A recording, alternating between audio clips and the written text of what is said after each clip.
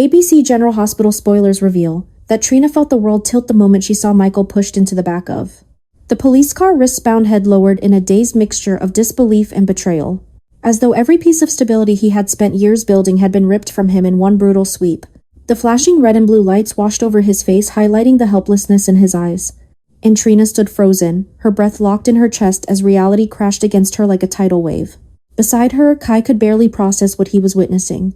The image of Michael, calm, protective, loyal Michael, being treated like the prime suspect in Drew's shooting felt impossibly wrong, as if the universe had twisted itself backward and was now punishing the innocent while shielding the guilty. Kai felt anger simmer beneath his shock, a boiling, unspoken fury directed at the truth they held in their hands but had been too afraid to expose. Watching Michael's arrest forced them into a moment of reckoning.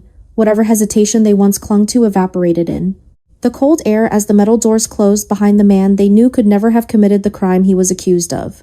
Trina's heart pounded as she replayed the memory of Willow's ringtone echoing through the house on the night Drew was shot, the sound that had first alerted her and Kai that something was terribly wrong.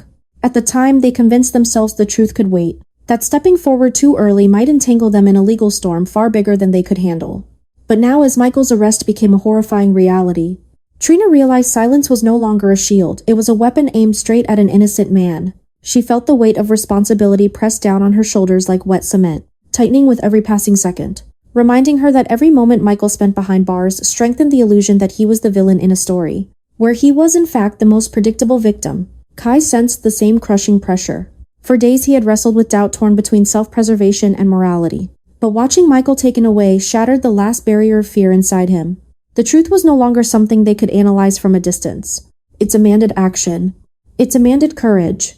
The arrest sent shockwaves through Port Charles, rippling through families and alliances with unforgiving speed. To the outside world, the evidence looked damning. Michael's access to Drew's home, the conveniently placed key, the perfect storm of circumstances pointing directly at him. But to Trina and Kai, the setup was so obvious it was almost insulting.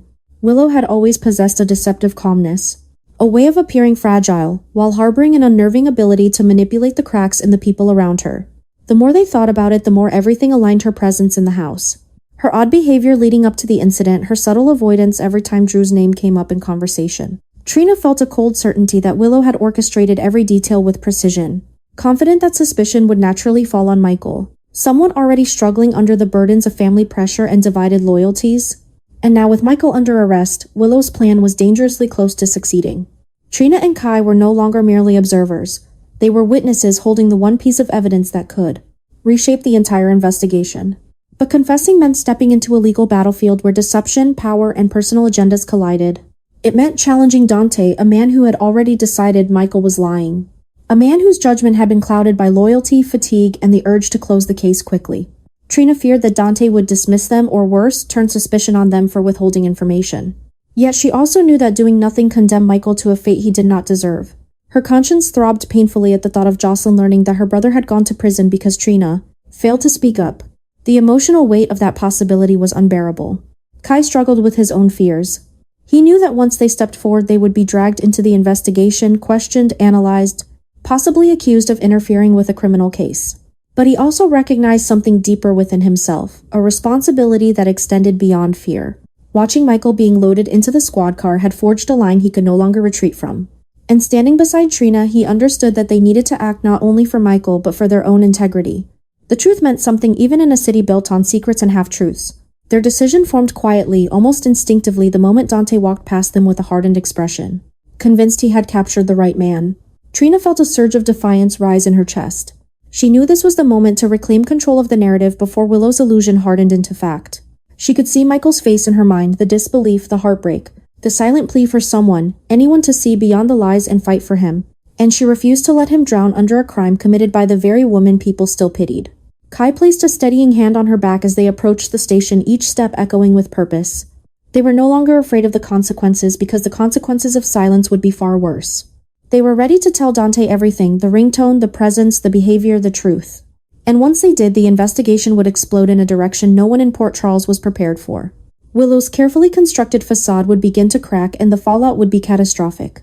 In that moment, Trina and Kai understood that the only way to save Michael was to expose Willow completely. And once the truth erupted into the open, Port Charles would never look at her or at Michael the same way again. The newest shift in the unfolding chaos strikes Port Charles with brutal force, when investigators begin to suspect that Willow may have been willing to eliminate Drew to secure her path to the Senate seat.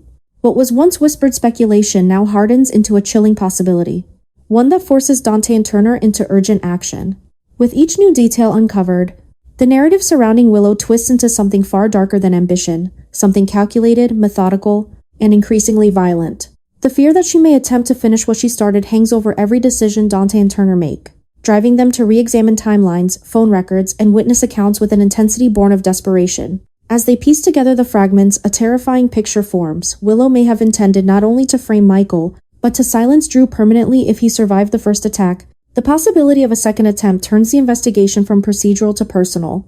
Dante feels the weight of his own earlier misjudgment pressing against his conscience, knowing that he dismissed the idea of Michael being framed and allowed Willow to slip through the cracks. Turner, sharper and far less forgiving, recognizes the signs of a cornered predator, someone whose desperation has evolved into deadly resolve.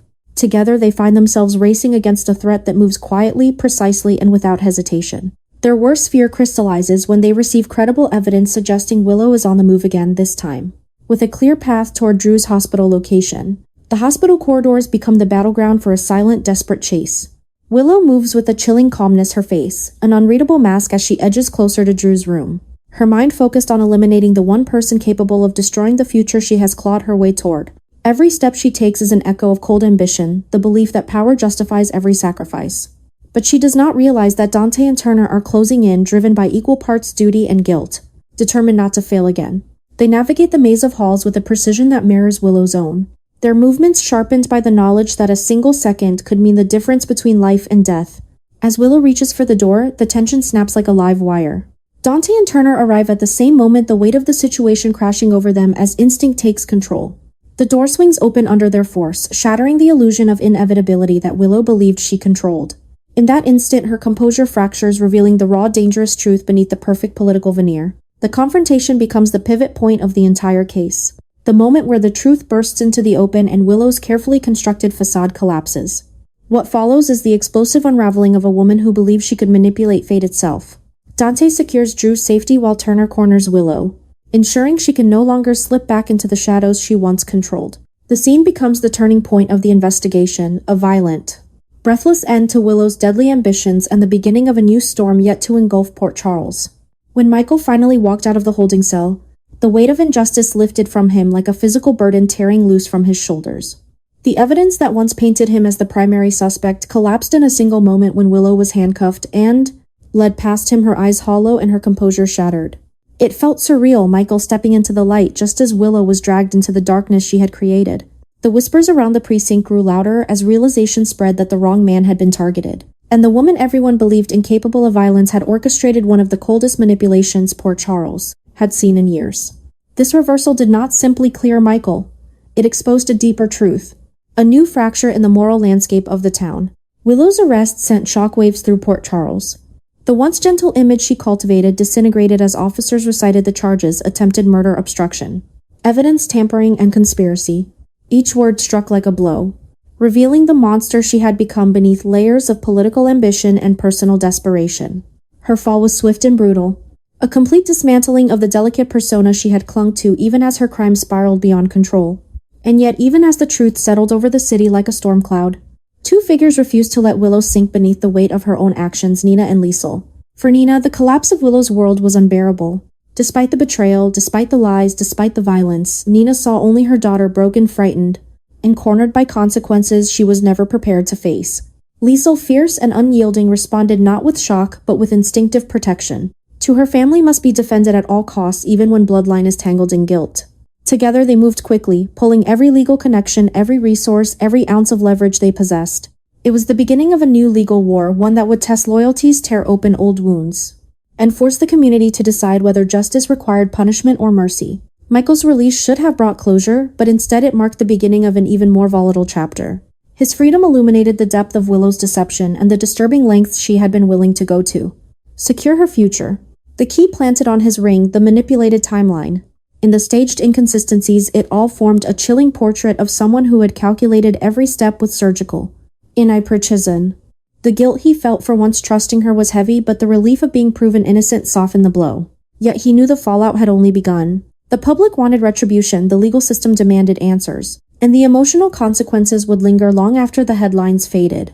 Nina and Liesel's determination ignited a legal firestorm. Liesel pushed for psychiatric evaluations, exploring every angle that could soften Willow's charges: trauma, stress, manipulation, hidden triggers. Nina targeted public narrative, shaping Willow not as a villain but a woman drowning under unbearable pressure. Their united front was powerful, sharp, and relentless. Opposing them, however, were voices driven by outrage, voices demanding accountability, voices unwilling to excuse attempted murder simply because the perpetrator wore a gentle mask. And standing between these two sides was Michael, now forced to navigate the emotional wreckage left behind by a woman he once trusted. As Port Charles braced for the courtroom battles ahead, the story shifted once more. Willow's arrest was not an ending, it was an ignition. New alliances formed, old resentments resurfaced, and the boundaries between justice and loyalty blurred beyond recognition. Nina and Liesel prepared for war, Michael struggled to rebuild the pieces of his life. And the entire city felt the tremor of a truth no one could ignore. Willow's crimes had changed everything, and the aftermath would shape the future of Port Charles in ways none of them were ready to face.